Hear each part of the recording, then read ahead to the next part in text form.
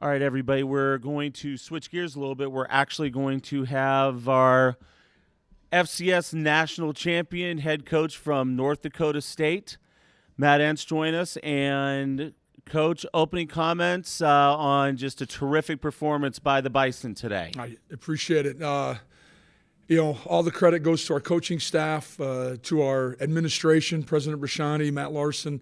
Our players did an unbelievable job over the course of the last year, I should say, but most importantly, the last 3 weeks of just getting locked into the details, coming ready to work every day, and enjoying one another. I think that's the thing that I get most excited about when I think about this group of kids.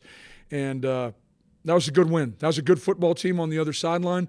Brent does a great job. You can tell his impact in that program, but it was going to be hard to beat the Bison today, especially when you have guys like Cordell Volson, Jackson Hankey, Hunter Lipke.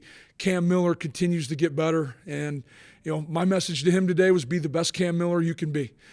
So many people, want to know who's going to be the next Carson Wentz or Trey Lance or Easton Stick. No, I need Cam Miller to be the best Cam Miller he can be. Same with Quincy Patterson and those two young men. The way they share the room, the way they work together, along with Coach Hedberg is unbelievable. And I think it just shows the servant leadership and the Bison pride that fills our program. With that, I'll open up if there's any questions. I'm sure we're going to have a few for you, Coach. So we'll get started once again. Same that we've been doing yesterday and today. Use the raise your hand function. And once I call on you, I'll turn your mic, make it hot, ask your question, and then we'll go ahead and mute you back up. Let's start off with Eric Peterson. Eric, your mic is hot. Please ask your question. Coach, just start with Hunter Lipke's first touchdown run. It looks like he kind of went into the contact when he probably could have went in the end zone. Is it just like a tone setter when you have a guy who runs as physical as Hunter does? Well, of course it is. I think it's a tone setter when you have 5 offensive linemen. You got your crew chiefs, your tight ends, and I know it's intangible and you can't measure it, but we want to lead the country in physicality. And when you have a back like that, it sure helps. Our next question comes from Nick Kuzen. Nick, your mic is hot. Please ask your question.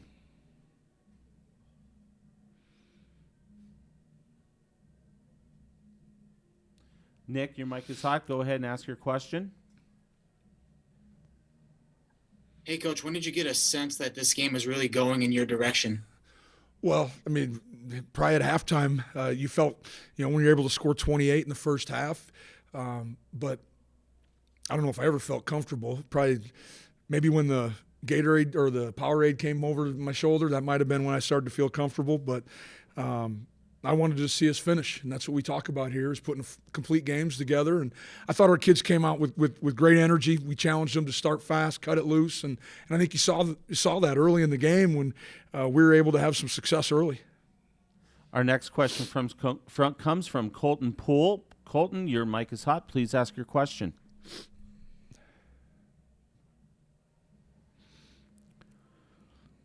Colton, your mic is hot. Please ask your question.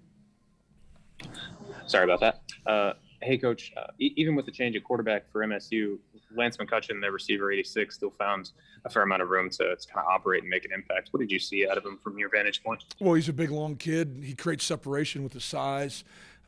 Couple 50-50 balls that he was able to go up and get. We knew that was one of their things, especially if they saw press coverage, they were going to try to check to the fade, and they got a couple on us. And I'm sure we'll get to the film at some point and go back and wish we could have those plays back. But they got good players on that team.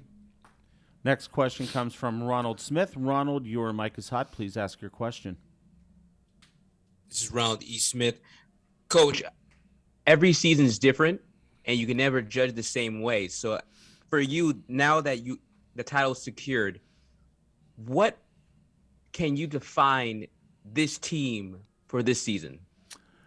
Well, I spoke to someone earlier today. The common word that came up before we walked out for the game from our captains and from our seniors was the word love. And I think these kids appreciate one another. They appreciate the energy.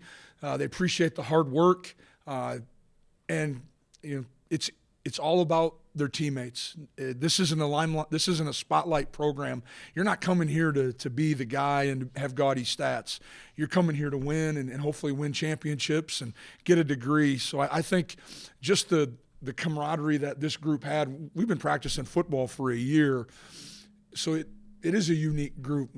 They've probably practiced 200 days in the last year, and we've spent a lot of time with them as coaches. They spent a lot of time with us and our families, and I think that closeness and that tight-knitness that we've created helped us get to where we were today. Our next question comes from Jeff Kolpak. Jeff, your mic is hot. Please go ahead and ask your question. Matt, describe the field conditions today. Oh, it was a little wet, but I mean, it was the same for both teams. And so, Mother Nature wanted to get involved, and she did. And we had to change some things a little bit. I know up front we were losing our feet with our D-line a little bit at different times. So we probably went to more power rush versus trying to move, take edges and just do a better job of keeping the quarterback in the pocket. But like I said, I don't think the field conditions had any impact truly on the outcome of the game. Our next question comes from Christopher Heidel. Christopher, your mic is hot. Please ask your question. Hey, Coach, congratulations on winning the championship. Thank you. I hope you can hear me. Can you hear me? I can hear you.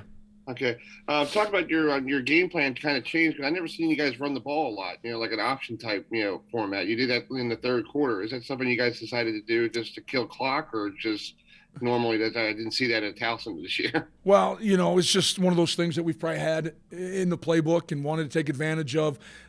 We knew late in the game that we wanted to run the football and start using that clock up and trying to put this game away. So I think it was just when you have 3 weeks, you want to bring out some things that maybe you haven't shown during the regular season. Our next question comes from Coulter Nunez. Coulter, your mic is hot. Please ask your question. Hi, Coach. Congratulations. Thank you. You guys are so consistently excellent on the offensive line, and you guys dominated one of the best defensive fronts in the country today.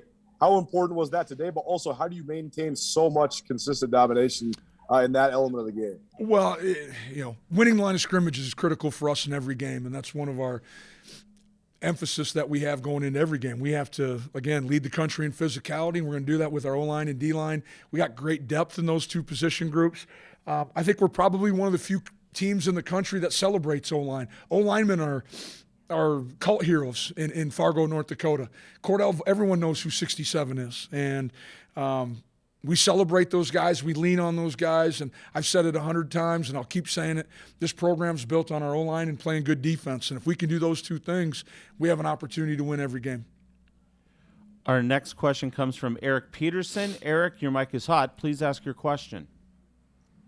2 parts. I guess just Christian Watson seemed to make some big catches early on to kind of jumpstart your first 2 drives. His impact, and then just what does it mean to win a 9th championship as a program, FCS championship? Well, Christian, deep ball threat. We tried to run the double post early with him. Thought we were going to get it to Babbage because we had the safety fall off it because he saw Christian down the field. But he did. He had four targets, 4 catches. They were all big. I know. I think one of them was a 3rd down catch that was critical later in the game. But just having Christian, he brings leadership. He's played a lot of football for us. He brings energy. It's been wonderful having him and his family associated with this program. And to win a 9th championship, I kind of like what we did with our hype video. This was the first championship for this team. Don't get caught up too much in the numbers, but I am super excited for this group of young men and the fact that they were able to end this season in championship format. Our next question comes from Nick Kuzen. Nick, your mic is hot. Please ask your question. Hey, Coach, what continues to make Lipke so dominant when he's running the ball? Big, strong, physical kid. He runs with it behind his pads. He's got the best offensive line in front of him in the country. He's got the best coaching staff on the offensive side of the ball, and he's got the best strength coach in the country. And so you add all those things up, it makes for good players. Next question comes from Victor Flores. Victor, your mic is hot. Please go ahead and ask your question. Hi, Matt. Kind of along the same lines of the offensive line, I was wondering if there's one matchup in the interior, especially that really stood out? And then if this game, what reminded you most about the 2019 game?